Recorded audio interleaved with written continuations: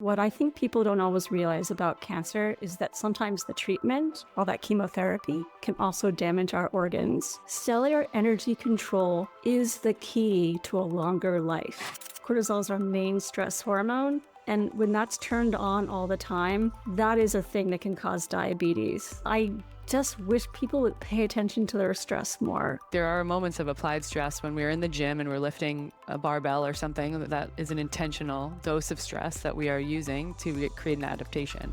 Pain is really in your brain. Your body's not feeling pain. It feels like your body's feeling pain, but it's just the way your brain is perceiving it.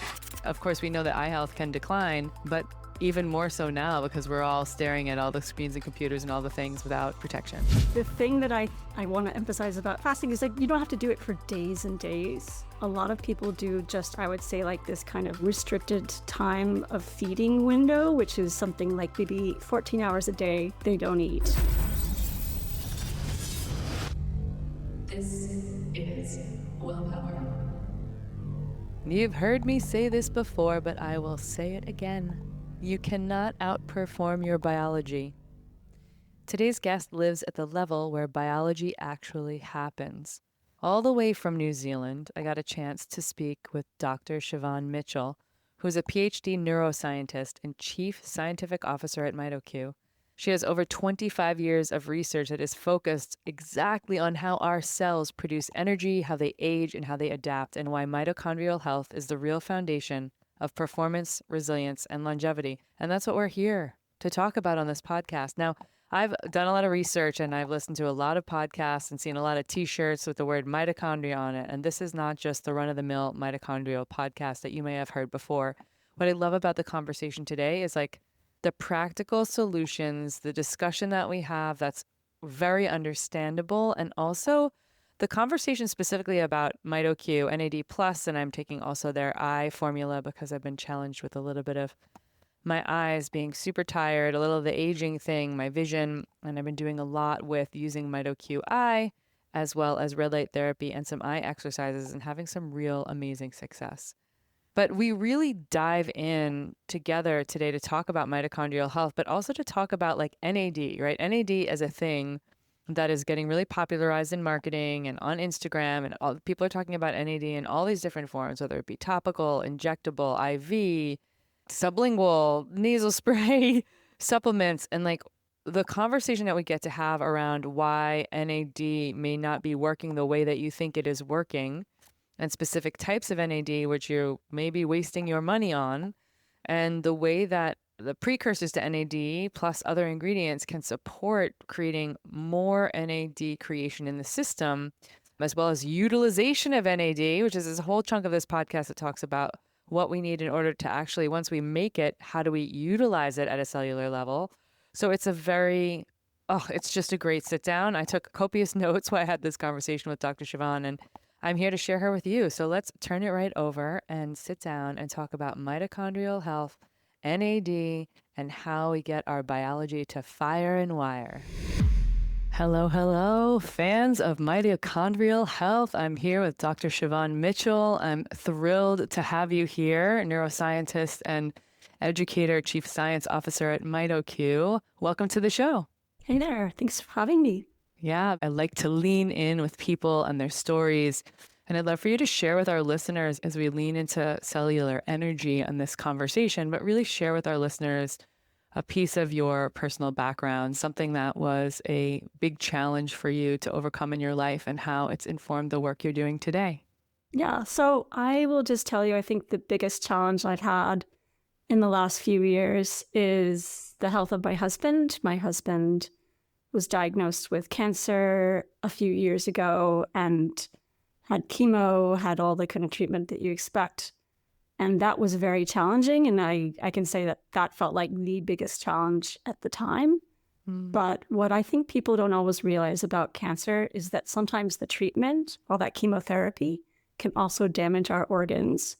And so in his case, one of the organs that was damaged that over time became more obvious is his kidney. So he was diagnosed with kidney failure a few years ago. And I will tell you, that's touch and go. I never realized how important the kidney is for our overall functioning, including our brain functioning as a neuroscientist.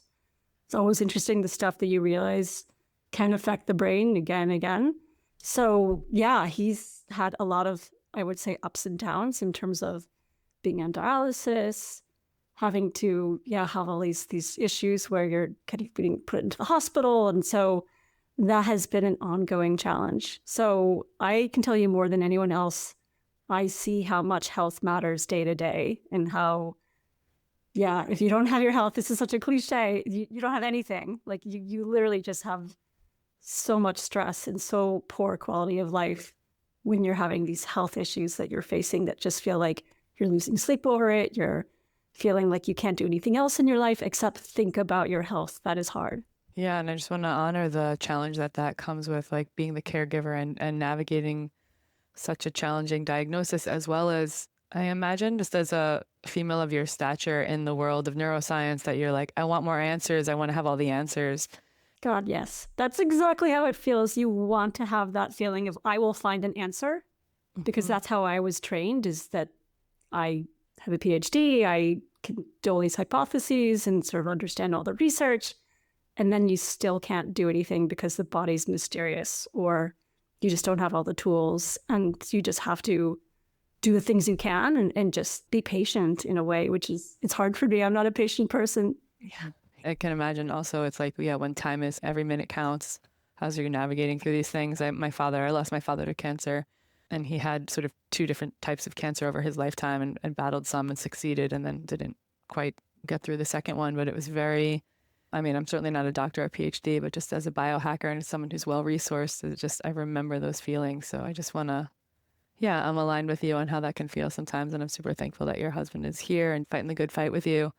It must even further potentiate your understanding or desire to understand cellular energy and mitochondrial health. And this, I think I want to start to unpack for the listeners who are listening, who might be navigating their own diagnoses or just challenges with their health, the confusion that lives in the marketplace right now about, and just in the world, this word, mitochondrial health and cellular health, it's thrown around, optimization. And even I'm talking about health optimization as the larger umbrella.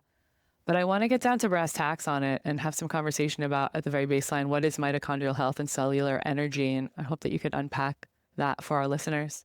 I will love to do that, but I am just going to give you a little bit of background on my story through science to kind of give you a sense of how we arrived at understanding this better in terms of the research community, and how I became much more excited by the mitochondria is really the thing we should target for many diseases of aging. And I want to emphasize that so much, because I don't think people picture the mitochondria as the way to fix aging. There's a lot of other stuff that gets bandied about, like epigenetics and all the rest. So the thing that I remember about cellular energy is it's really about, we're trying to keep all our cells healthy at the same time.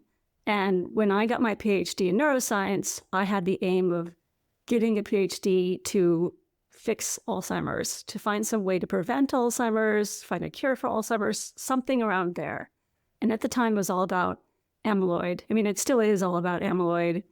And just for everyone who's not super aware of Alzheimer's, amyloid are these, kind of peptides that clump together. They're called amyloid plaques, and then they're found in the brains of people with Alzheimer's. And it looks like they're causing something. They're causing the decline, the memory problems, all the rest. So decades have been spent trying to target getting rid of that amyloid. So I was on that bandwagon, and I joined this aging group. So I was at University of Washington as a postdoc, and they were trying to look at basic mechanisms of aging. And I thought, perfect, I will understand what you guys are doing, and I'll apply that to Alzheimer's. And what they're doing at the time is they're really looking at, how do you prevent aging in looking at lifespan? So they're using all sorts of animal models. And what they saw that worked best, more than anything else, is calorie restriction. And I think some of your listeners are aware of calorie restriction. It sounds great in terms of, in these animal models, it can increase your lifespan up to 40%, which sounds amazing. But when you think about calorie restriction and how hard that is, it doesn't seem feasible. So this group in particular is looking at ways to mimic calorie restriction. So not having to actually restrict all your calories, but finding the same pathways that are turned on calorie restriction. And so what really became clear is that cellular energy control is the key to a longer life. And what does that mean? So, for instance, they found with calorie restriction, basically what's happening to your cell is learning, okay, I'm in a state of starvation. There's not as much nutrients around. I have to use energy very, very efficiently. I can't make a ton of extra proteins. I can't grow like crazy. I just have to turn over a lot of my organelles, turn over my mitochondria and break up proteins and use those, more efficiently. And this is, I think, the key to aging. And the reason why is because if you're using energy efficiently, you're not making a ton of proteins that you don't need, that gunk up the cell. And amyloid is a perfect example of that. So amyloid, if you make too much of it, which happens in Alzheimer's, like this is where you're going to gunk up your cell and your neurons are not going to work as well. So it's funny that people always thought like, oh, if we just get rid of amyloid, it's all fine. But you have to look even further back in the cascade of what's going wrong and look at how energy is being used in the cell. In particular, that is the mitochondria. So the mitochondria are what's called the powerhouse of the cell. So they're making all our energy in this form called ATP. And so, yeah, literally your cells, each cell is making billions of these ATP a day. So it's incredible how much they need. And they need it all the time, especially in these energy hungry places like the brain. But at the same time, you don't want to have a situation where the mitochondria have too much energy, because with too much energy, the main thing that can go wrong is you start making this byproduct, which is oxidative stress. And so I don't know how much people have remembered this from their high school biology, but basically when you're making energy in the mitochondria, you're using oxygen. And oxygen is broken apart and then becomes very reactive.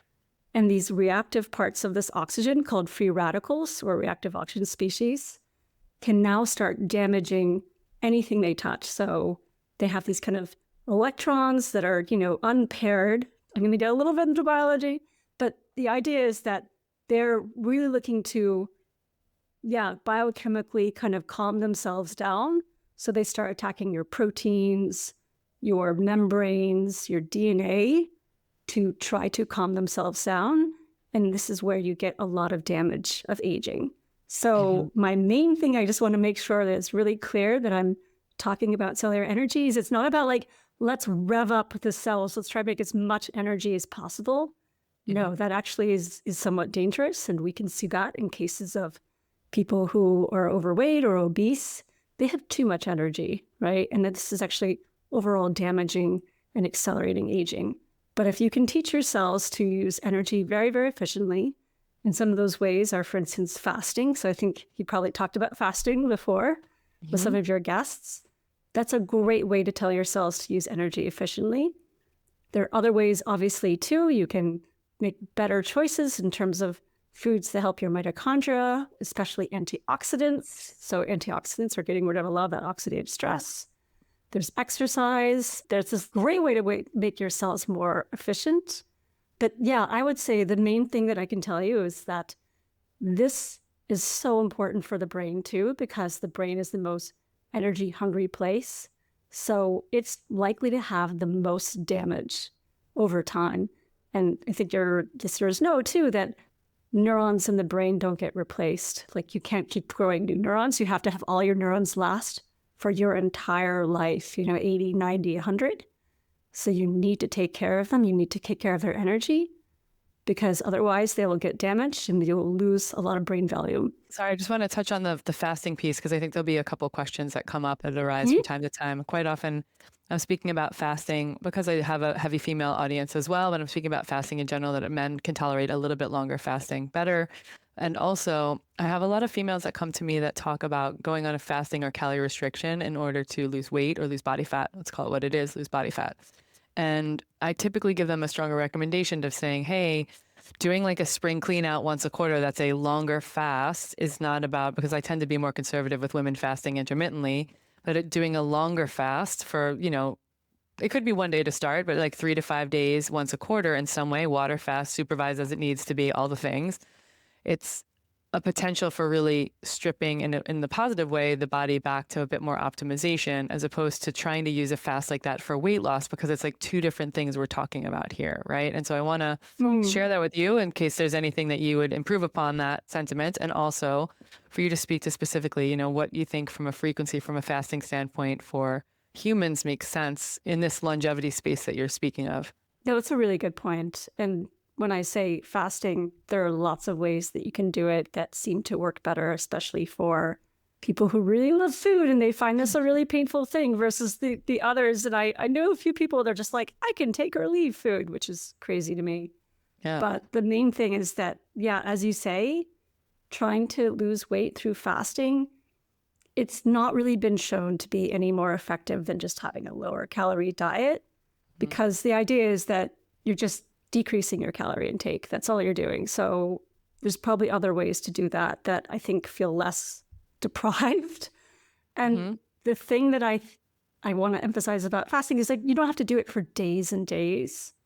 A lot of people do just, I would say, like this kind of like, you know, restricted time of feeding window, which is something like maybe 14 hours a day they don't eat, right? So they just wait a little bit to have breakfast, and then they have their last meal of the day around 5 p.m., 6 p.m., and they just do that kind of fasting. And that works really well for the things that I was just talking about, the idea of telling your cells, you know, turning on these longevity pathways of resiliency, and especially autophagy.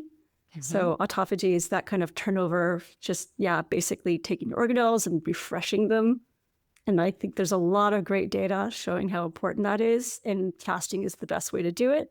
You can also do a fast of, 24 hours and get the same kind of benefits, but you don't have to go crazy. Yeah, I think it's always it's like working up to it, right? People are fasting starting with some intermittent fasting, working. I know the first time I did a 5-day fast, I had done a lot of different styles of intermittent fasting and breaks from food and doing a 24-hour fast and seeing how that felt, trying a juice fast, only all of that, until I got to a place where I could do a 5-day water fast. And also there were some benefits that seemed to come along at day 3, day 4, day 5 that I wouldn't have experienced in the other days. But I agree with you. This is all about like, what can we adhere to? I talk about this a lot with clients. If your whole life is crumbling and you're miserable because you're trying to do this 5-day fast and you're like stressed and you're sad and it's sort of like, at what point are you putting undue stress in addition to the body that you can, I'm not saying like make an integra statement about how you're going to do a fast and then don't stick to it, but like starting a stair-step process so that you're doing little by little by little to get there. And what you're saying as well, it sounds like intermittent fasting in a specific window is just going to do a lot of the heavy lifting as well. If people want to do longer, great. And also to be careful with that. Yeah. And don't push yourself when it feels just really uncomfortable and you're missing out in life because it's just too hard. So yeah. I can tell you all about how ego depleting failure is. And I used to work at this place called Noom. It's this app that helps with weight loss. And now they're actually getting into kind of anti-aging as well, too. And their whole thing is about giving people the power, the sort of psychological power to deal with failure, because failure is a part of life. Like, it's going to happen every day. You can beat yourself up on it. You can kind of say like, now I'm giving up or whatever. And that's the wrong attitude. It's not something you can kind of like flip over and say like, oh, I'm not going to care about failure anymore, because that is still really challenging. But Noom is really good at using cognitive behavior therapy to make you value yourself more on who you are than just, a list of things that you think you do wrong or failures. Yeah. Psychologically in our belief system, really, we don't give it enough credit in ways that it can help bolster our health and well-being and our progress in life. I am obsessed with mindset. I think this is one of these areas that people talk about in this really fluffy way. But what I find really interesting is the biological mechanisms of mindset in terms of motivation. Where does it come from in the brain? So maybe we can talk about that. Would we call that behavioral medicine in some way? Like behavioral medicine where it meets cellular biology and like the mindset piece and the lifestyle choices, all of that?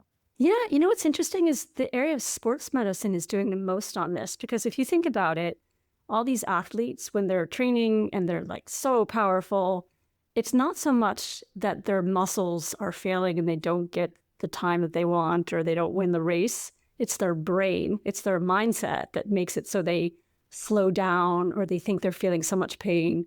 And for instance, people always seem surprised when I explain pain is really in your brain. Your body's not feeling pain. It feels like your body's feeling pain, but it's just the way your brain is perceiving it. So if you can train your brain to not perceive pain as much, and this includes psychological pain of failure, then you can achieve a lot more. So yeah, that's kind of where the forefront is, interestingly enough. But clearly I'm picturing a lot of corporations jumping onto this behavioral medicine idea of where motivation comes from. How can we train this into people through biological mechanisms? Yeah, it's so beautiful. I interviewed Peter Crone a couple months ago, and he talked specifically about the mindset shift from any of the professional athletes that he works with comes very much so in like once they get okay and comfortable with the fact that they can lose, like really, like it's not about not caring, because there is a certain component of care and wanting to win, etc. But once they're like, hey, I'm okay, I'm completely okay knowing I can lose the whole thing.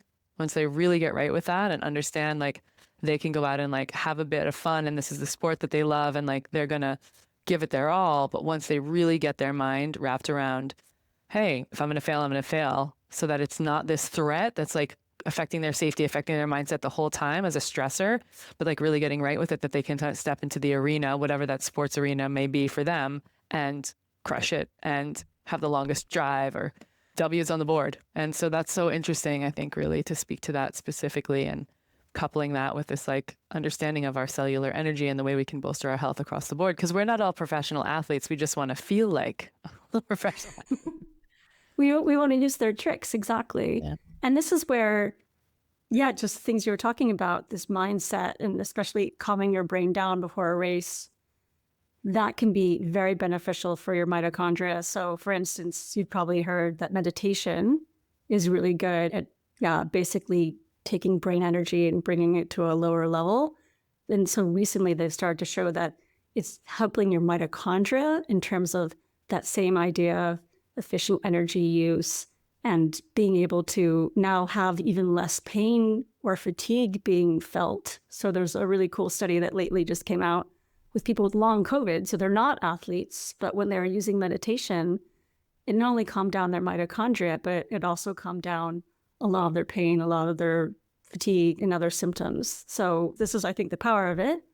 But even further, there's a recent study that came out that looked at how oxidative stress in the brain can decrease motivation because it's making your mitochondria work too hard. And this is kind of fascinating. So they saw that an antioxidant that is kind of indicative of how much oxidative stress is going on in your brain, glutathione, when people are feeling really overwhelmed in terms of cognitive fatigue, glutathione starts to go down. And they saw that people with the least motivation, so like the least ability or, drive to try to do cognitive tasks, had the lowest amount of glutathione. So that glutathione is clearly showing that they don't have that ability to deal with the oxidative stress in their brain. And it's building up to the point where it's actually causing themselves to be demotivated. So what was fascinating is then they turned around and they looked at whether taking a precursor to glutathione, which is N-acetylcysteine, could help with motivation, especially in cases of, really hard cognitive tasks. And they saw that it did. So yeah, that's just a little trick in motivation right there. It doesn't always mean you have to meditate for 20 minutes a day, because I know that's hard, but maybe even taking something like N-acetylcysteine could help with that in a daily way. Yeah, for sure. And then you don't know all the backstory to me, and it's not important to go to now, but I run a breathwork certification as well as cold exposure. And so I think that there's a lot of cases to be made for people who are like, oh, meditation is hard, I can't clear my mind, or whatever misnomer they have, because it's not really about clearing your mind. But to be able to like focus on your breath and have something you can tap into to downregulate your state so that your system feels safe, so that you feel better, so that these things your mitochondria are not like, whoa, we're overactive, let's create some sluggishness to slow this person down, which makes sense that the body is so miraculous that it would, slow us down or make us demotivated because of these things. And I have a sort of two-part question. The first one is understanding, layering in of like the love that you have for all of these details, because people go to the supplements market and they start to look at supplements and they're like, oh, glutathione, or do I take N-acetylcysteine, and which one do I start with, the precursor, the actual, right? There's a lot of questions like that. And then I guess that's sort of like A is how do you choose, but B is also these are the components of research that you are looking at relentlessly to be able to develop and put the correct ingredient profile into MitoQ. But can you speak just a little bit maybe to that specific example with glutathione and N-acetylcysteine for people to understand this like precursor versus actual thing? So this is a little complicated, but I'll try to keep it pretty brief. I've spent decades trying to understand how nutrition affects the brain and also our metabolism. And so this has led me to understand that the best way to protect your whole entire body, that sort of cellular energy kind of aspect, is finding things that are bioavailable. And this is trickier than you think. So for instance, if you take glutathione just as a supplement, it's not going to go anywhere. And so what's been shown is basically if you give the building blocks of glutathione, and one of the building blocks is N-acetylcysteine, it's part of this peptide that makes up glutathione, then you are now giving the body that kind of resource to make more glutathione inside your body. So a lot of clinical studies have shown that this works really well. And also, I just want to make this really clear with everyone, because this is something that I have spent decades trying to understand as well, too. The key thing that you want to do with a lot of these kinds of antioxidants I just mentioned, like N-acetylcysteine and glutathione, is you want to get them into the mitochondria where most of the oxidative stress is happening. So up to 90% of the oxidative stress in your body is in the mitochondria. So if you have a lot of antioxidants out there, I know supplements always have all those labels of like, great antioxidant, but it's not going to the mitochondria, it's not going to do that much good. So this is really key. So how do we ensure that this is getting into the mitochondria? This is such a tricky thing because I just explained how the mitochondria are making all this energy and making all this oxidative stress. So they are the most vulnerable part of the cell. So they're protected by this double membrane. It's hard to get stuff in.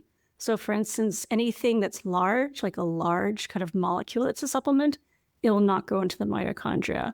And in fact, the only way that things can get into the mitochondria is if there's specific transporters that allow it in, or if it has some other kind of like biochemical trick that helps it get in. So I'll give you the example of CoQ10 and MitoQ. So I might start talking about MitoQ a lot because definitely this is my favorite supplement. I traveled all the way to New Zealand just so I could study it. Yeah, but the way that this works is that even though I think people all imagine CoQ10 is this great mitochondrial supplement, that's what's always been said about it, it's not really clear if an oral CoQ10 supplement can get into the mitochondria in any great amount. So once we start to look at this, it looks like maybe about 5% of CoQ10 that as a supplement can get into the mitochondria, and that's not enough, right? So this CoQ10, is that also ubiquinol, or there's two different versions? Yeah, this is ubiquinol. Ubiquinol, yeah. Okay, got it. And so the main problem is that CoQ10 is a very large molecule. It's huge. And there's no active transport system to get CoQ10 into the mitochondria. So the mitochondria is not going to let it in. There's just no way for it to really get in very easily. So even though I think people are always aware that CoQ10 goes down when you age, and it might be causing some of the fatigue you're feeling.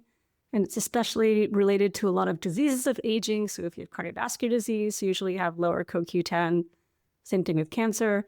The only way you can really increase CoQ10 in your mitochondria is if you take something else that kind of works in the same way, that is an antioxidant that can get into the mitochondria. So that's why I feel very excited about MitoQ. So it's actually called mitoquinol mesylate. That's the sort of chemical name for it, but mostly known as MitoQ. And MitoQ was developed in New Zealand about 20 years ago to get into this very highly protected mitochondria. And the way that it does that is it has a special tag on it. It's called a triphenylphosphonium tag. You don't need to remember that. That's a terrible name. But the main thing to remember is that this is very positively charged, this tag. And the mitochondria is the most negatively charged area of the cell. So people don't realize this. The mitochondria is actually almost like a battery, right? So it has a very special charge to it, and it's extremely negative. So that means that if you have anything very positively charged, it goes straight to like the most negatively charged thing. So that's just how physics works. So then this is a really good indicator that anything that has this tag will get into the mitochondria really, really well. And this has been shown through a lot of studies now that MitoQ can get into the mitochondria up to 90%. So that is the trick, right, of getting something into the mitochondria in that kind of high level. And I will say, I think it gets better into the mitochondria than anything else I know on the market. So that's really important. And obviously it acts as an antioxidant the way that CoQ10 does. It has a very similar structure to CoQ10 in terms of this quinone head, which allows it to be a great antioxidant.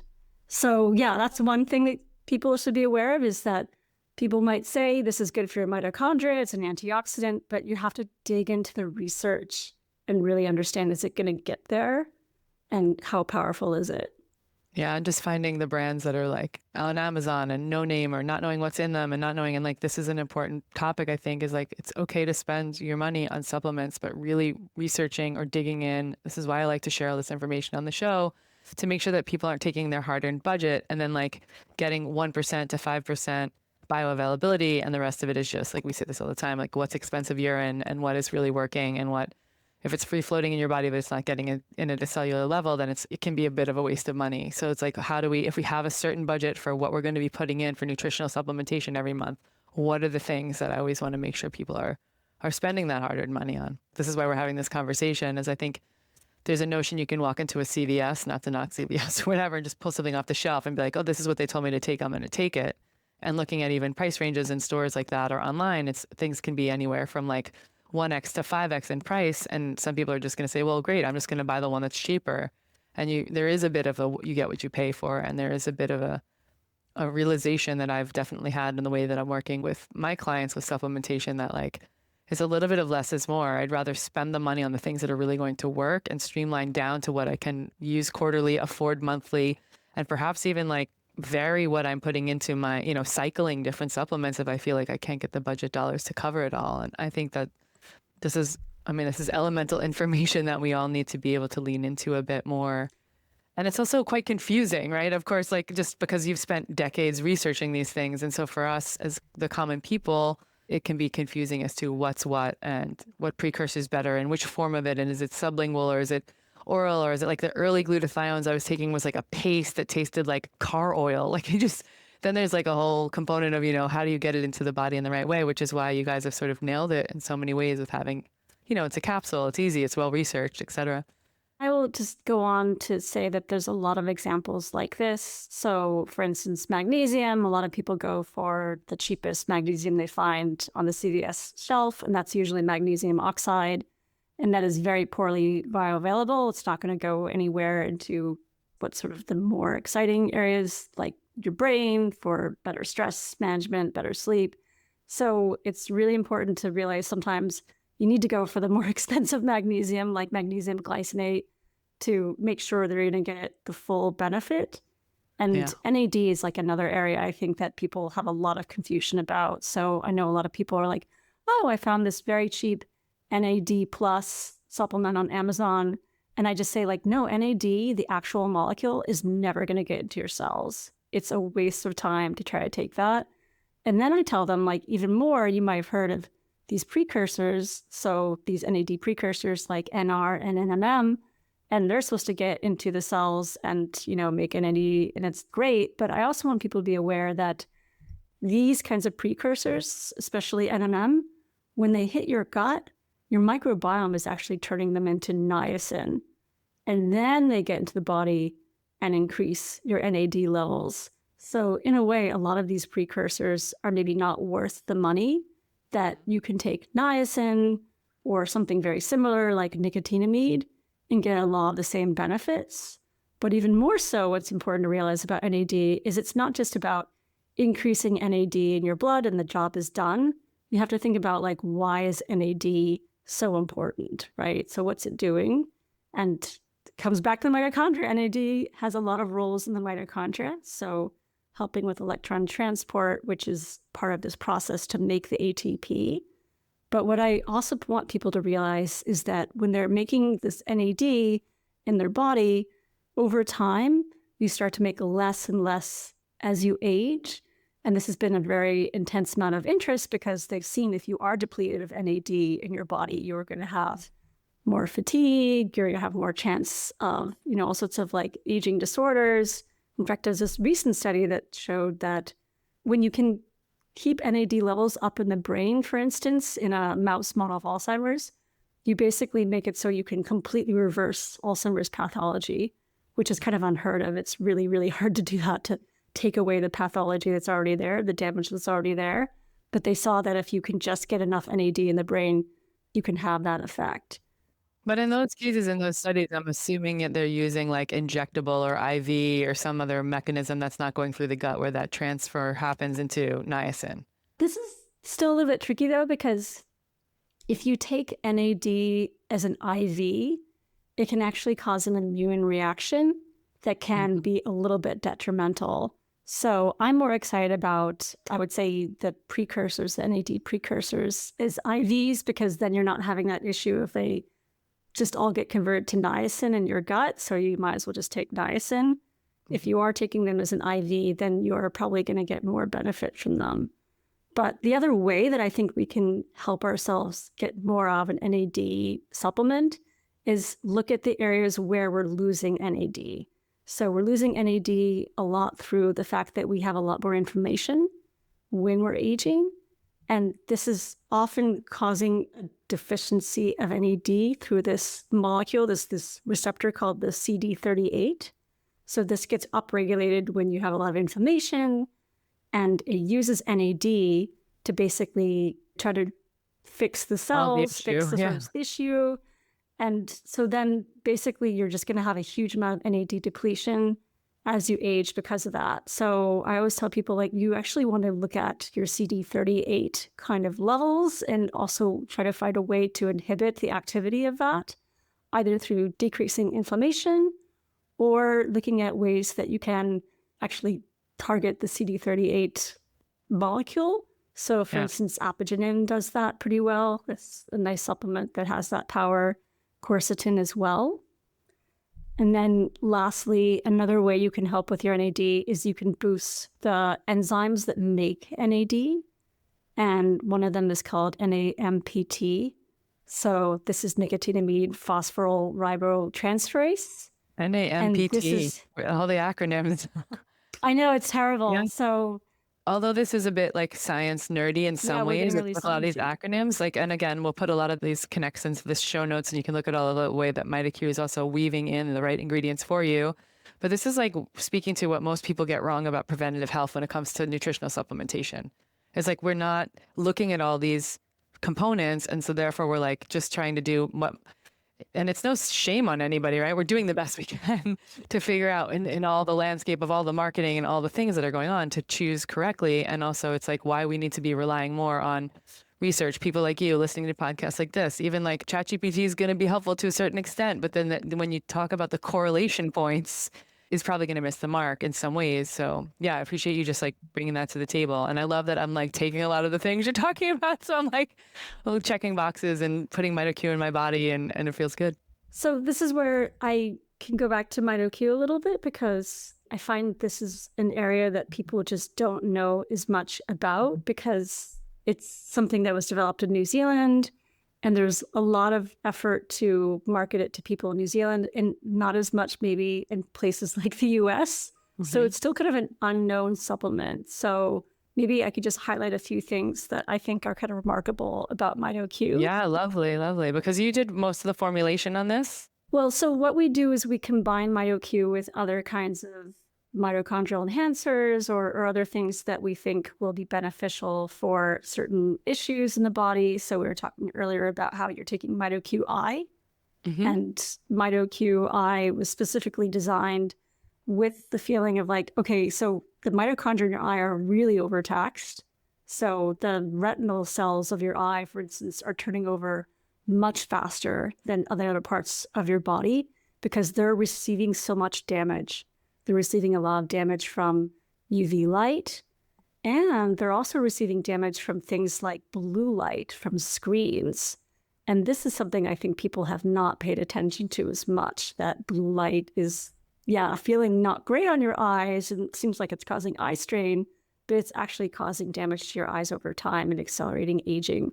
So we put together a formulation that used MitoQ to help protect the mitochondria, but then also added things like lutein, which is very good. This is a kind of carotenoid that helps deplete that blue light so that you're not going to have as much of that blue light causing damage. So yeah, we put together things like that to help people with these big issues of life that are getting worse just because of the way we live. Yeah, I want to shout out that product specifically because I was telling you I'm working on like an eye health program where it's like looking at long distances and moving your eyes in specific ways and peripheral vision, and just to try to continue to get the eye health to improve over time by utilizing like eye exercises. And then I'm newly stacking this in the mix to see if I can make some improvement. So it's like I'm using a little bit of red light, I'm using MitoQ eye, and I'm using these eye exercises to say, hey, can I get my vision fully back to how it was?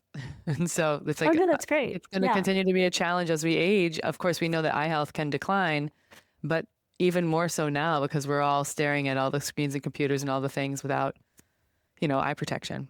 Yeah, it's going to get much worse for sure before it gets better. But I appreciate you having a holistic view of, all right, there's supplements I can take, but then I also need to do eye exercises. Once they start to deteriorate, like there's not a lot of things you can do to take that away. So yeah.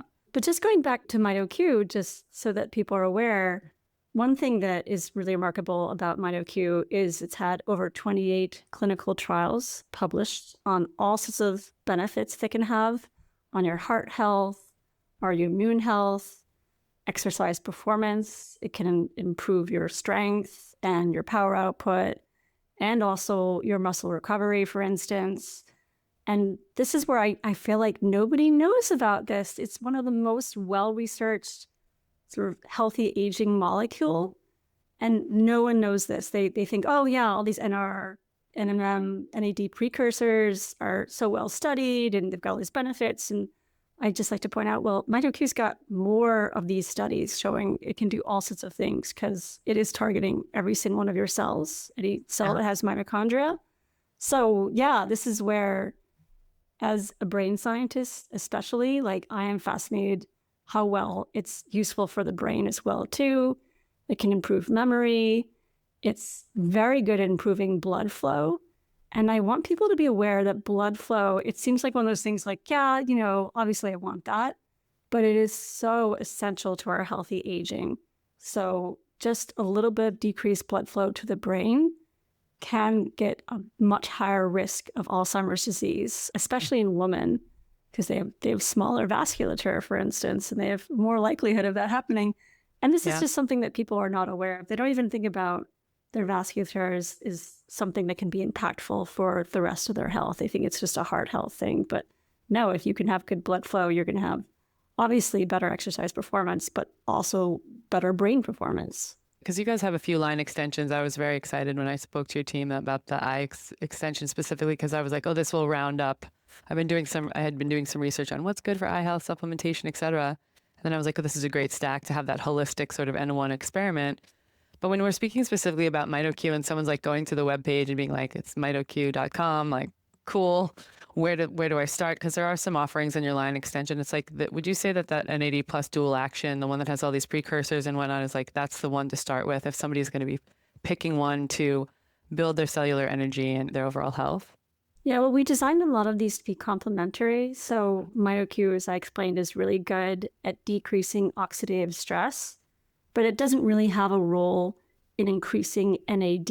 And we know that that's extremely important. So your mitochondria need this great supply of NAD, not only to make that energy, that ATP, but also do things like switch on longevity pathways through sirtuins. So sirtuins are literally that longevity pathway I talked about, with that cell resilience kind of adaptation that is very key for overall health and even lifespan.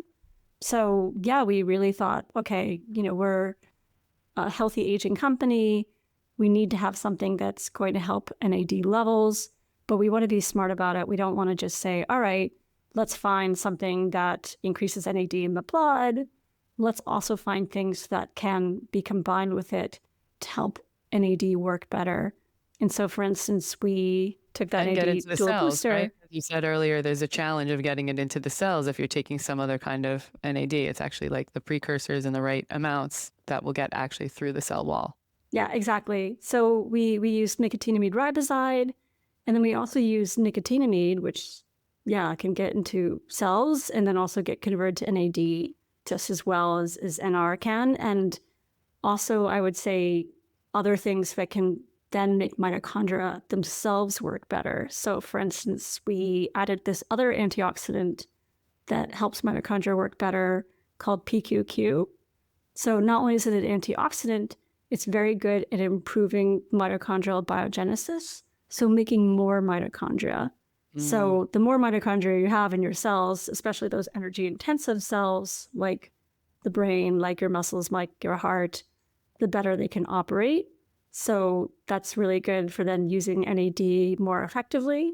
And then we also used resveratrol, which is a known sirtuin activator. So getting that sort of sirtuin resilience pathway started up as well, and also decreasing overall inflammation, which then can help with that CD838 overexpression that depletes your NAD.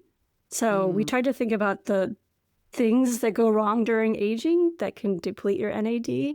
How do you bring those all back together so that you get that feeling of like better overall energy, better overall sort of feeling of vitality in workouts and all the rest? Like, so that's what we thought would be more useful in that particular product. But overall, I think our main thing that we really focus on is how do we get mitochondria to work better? And there's lots of different levers, and we're exploring many of them. So yeah, like I always have these conversations too about magnesium. People don't think about magnesium is a really good mitochondrial nutrient, but it is. It's very essential for making energy. And then also various types of omega-3s are extremely important for mitochondria, because not only do they help with the mitochondrial membrane, which is so delicate and has to be kind of perfect in its operation to make the optimal amount of ATP, but these omega-3s are also very good at decreasing inflammation, so they can also act as an antioxidant that gets into the mitochondria. So yeah, we really just explore all the things that we have the most science in, the most evidence, because I agree that there's a lot of companies out there that just throw something in there. They have no idea if it's getting into the part of the body it needs to go to.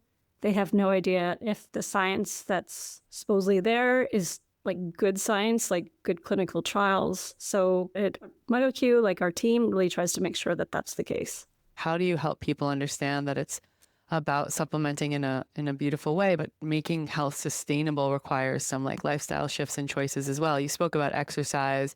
We're speaking about supplementation. Are there other things, or is there other, like, I can't ask you what's the one thing, but if there was one thing that you think that people are maybe missing in the world of behavioral lifestyle choices, is what's the thing that you think you see most people missing the boat on?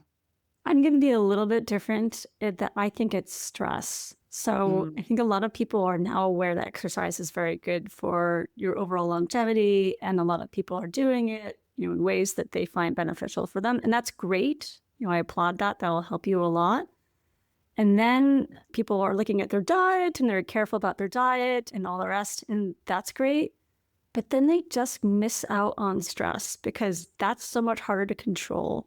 And we were talking about that earlier, is just that feeling of what can you control, what can you cannot.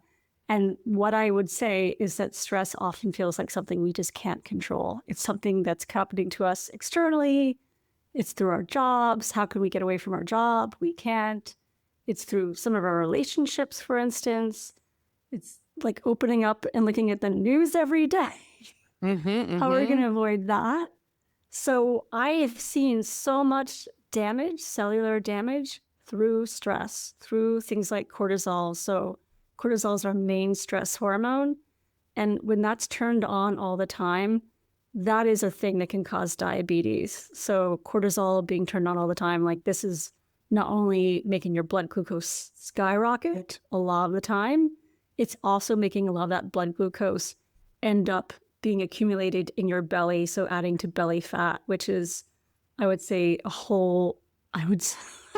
but it's like an aging accelerator that we're carrying around on our middle. That's how I would put it.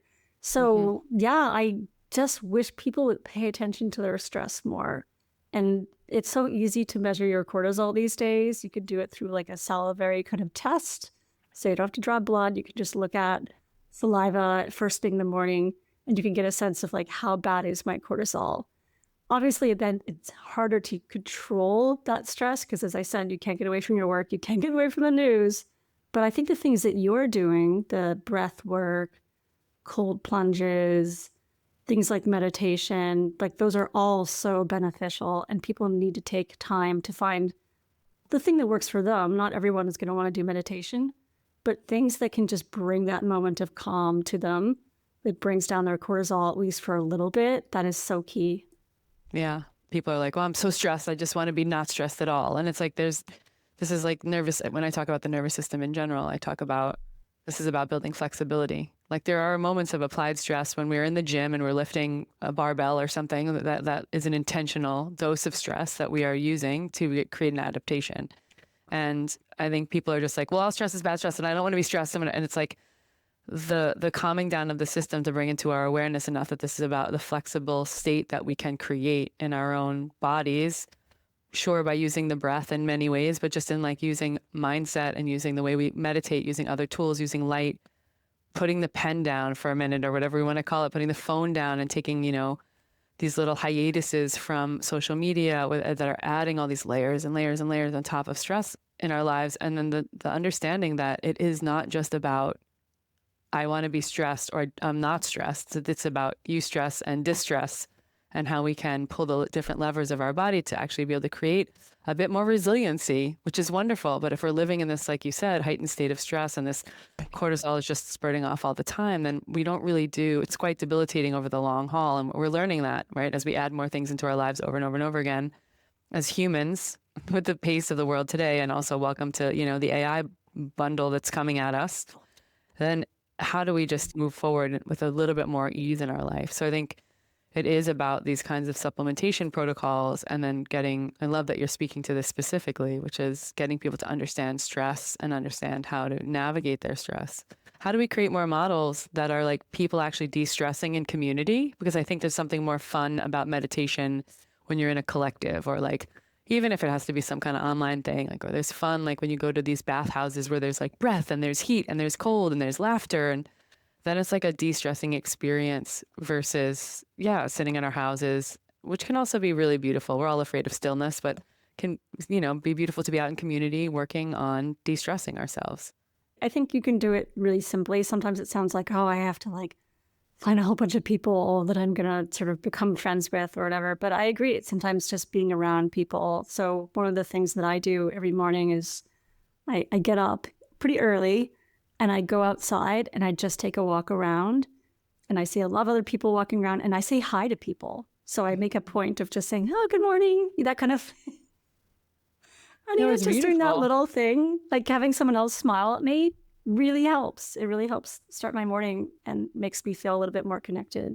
I'm in a month-long program now that's about keeping your word and being in integrity with these little short goals every day that we have to like go and do all day, these little moments like you're talking about. And yesterday, was it yesterday or the day before, was make sure everyone that you come in contact with, you greet with a smile. And there were moments that I was like pushing it because I didn't feel like I wanted to. And also it was like at the end of the day, I generally was like, I actually felt better and I stayed out of my own shit a bit more. Like sometimes we're caught up in all of our own shit. And when you're actually like making this human connection, it sounds so obvious, but it's like, I really love that practice. It's like, what a beautiful biohack, it's like, what would it be like for the first half of your day to walk around? We all want to fly over to Auckland and walk around that part of the world with you, because I'm sure it's so beautiful over there, but just to connect and greet people with a smile, I think feels really like, what a beautiful practice. So thank you for sharing that.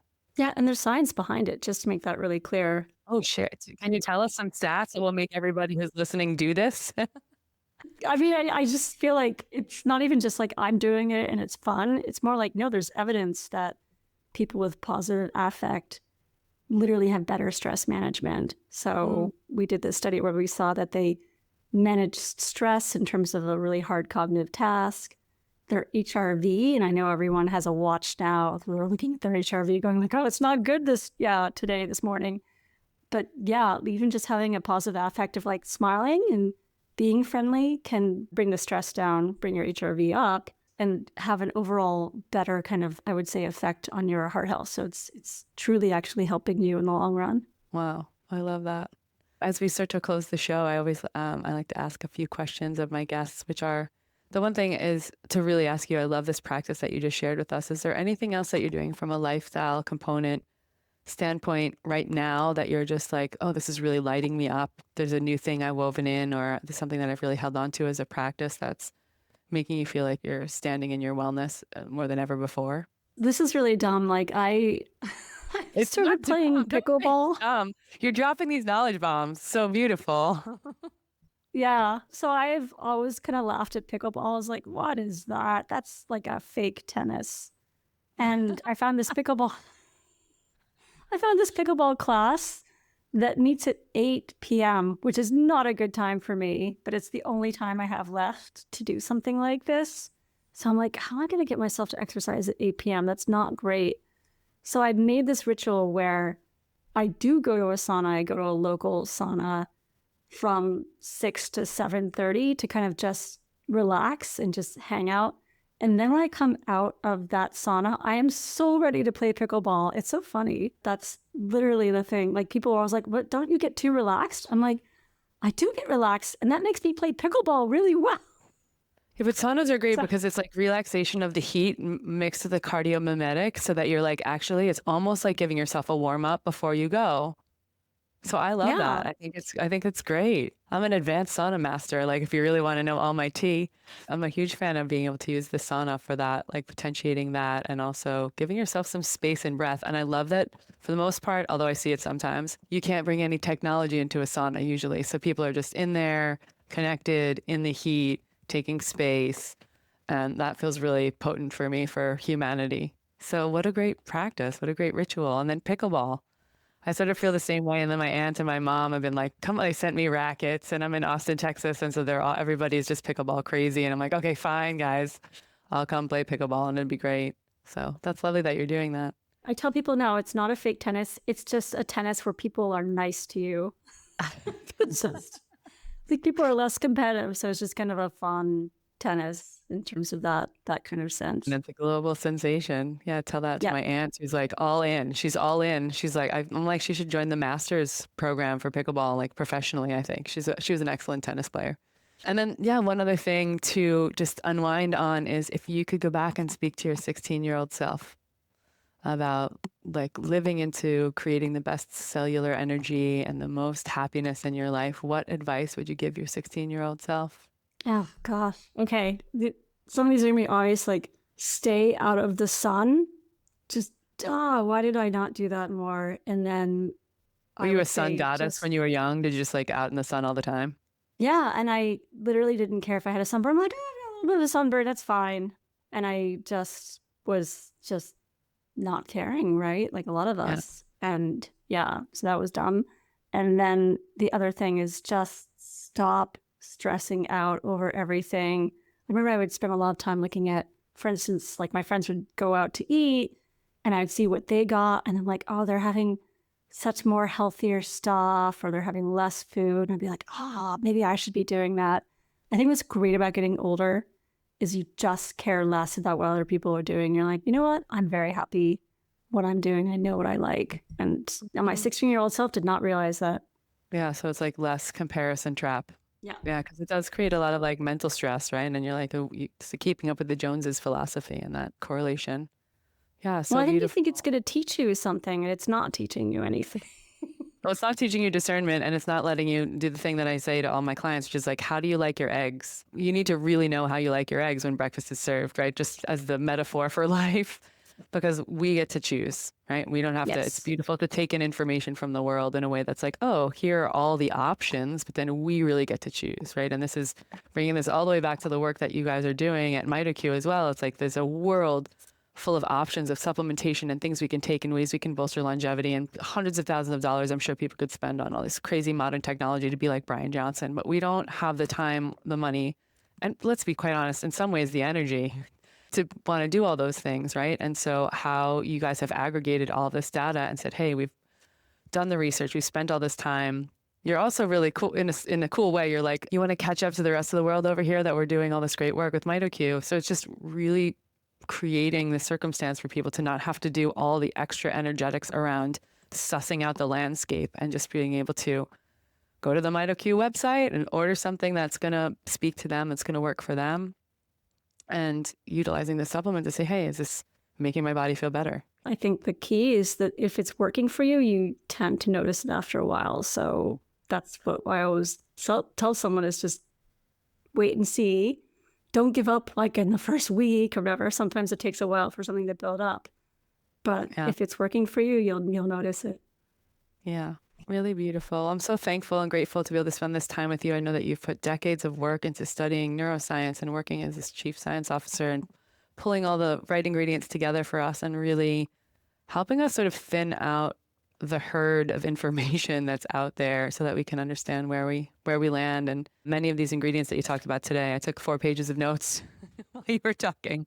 So thank you for sharing your intelligence and your gifts. And also thank you for sharing so much love with your husband. We didn't get into the full story of your grandmother and her Alzheimer's and all those things, but just like your love for the world that's gotten you to this place where you're helping so many by having discernment around the ingredients that go into this supplement and sharing it with us. Yeah, that is my purpose. This is why I get up every day is how can we make our lives better, especially our health. So yeah, we're in the same boat. Okay, beautiful. Well, more soon for us. Everyone is going to check out MitoQ.com and then everything in the show notes. And we have a code for you all and all the things. Cool. Yes, thank you for joining us here on Well Power. You can submit questions, learn more, shop incredible brands, and connect with me at wellpower.life or follow me on social at biohacking.breath.cold. From comfort to courage, friends, we're doing it. Any foul language you hear is not approved by my mother.